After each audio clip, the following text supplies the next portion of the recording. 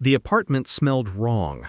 Not like death, not yet, but like something trying to hide it. A mix of bleach, wet cloth, and the faint sweetness of perfume that didn't belong here anymore. The window was cracked open. Rain dripped from the sill, pooling beneath the couch. Her shoes were by the door, aligned, almost respectfully. But her body wasn't. She lay there like she'd been silenced mid-breath.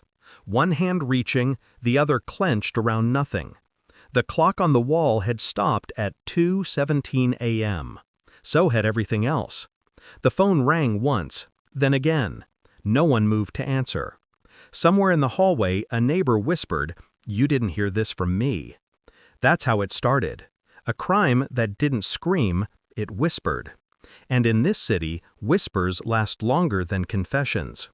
They called me 2 hours after the discovery. The rain hadn't stopped since. It felt like the city was trying to wash its hands clean, but bloodstains don't care about weather. The officers said rape and homicide, like it was routine.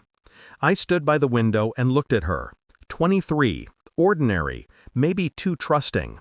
The kind of person who thought locks meant safety.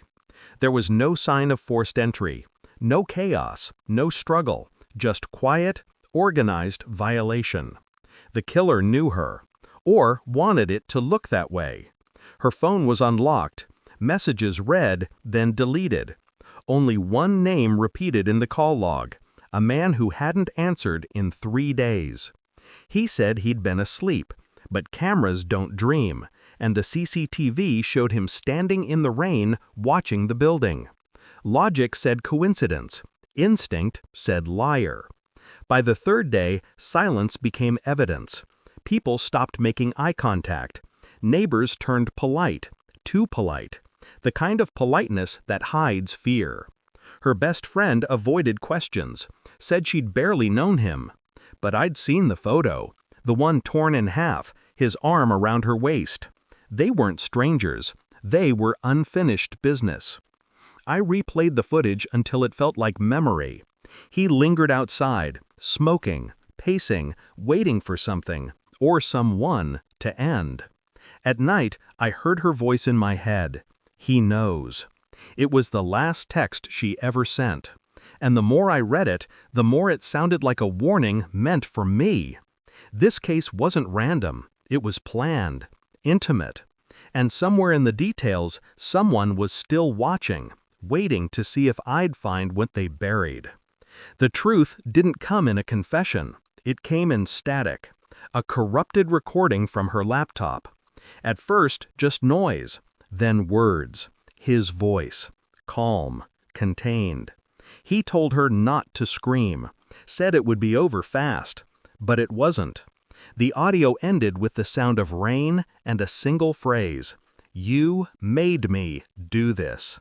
He wasn't a stranger. He was her superior, a man the department had quietly transferred 6 months earlier after another complaint vanished into paperwork.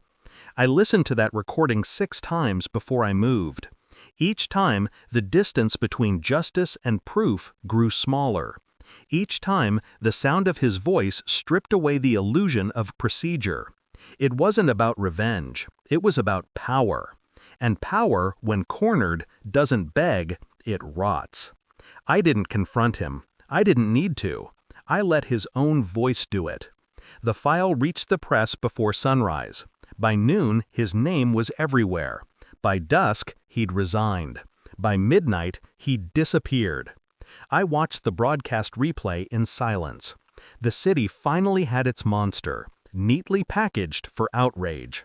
But I didn't feel victory, just precision. Like a surgeon removing something dead from the body of truth. Justice isn't loud, it's surgical. And when it cuts, it leaves no noise, only absence. Weeks passed, the city moved on. Another headline took her place. Another tragedy swallowed the noise. I went back to her apartment once. The new tenants had painted the walls. The stain beneath the floorboards was gone, or maybe they just stopped looking for it. I stood by the same window where he'd once watched her. The rain still fell the same way. It always does here. Some cases end in courtrooms. Some end in graves. This one ended in silence. They called it justice. I called it balance. Because in this city, mercy is just another lie we tell ourselves to sleep. And justice? Justice was never about mercy.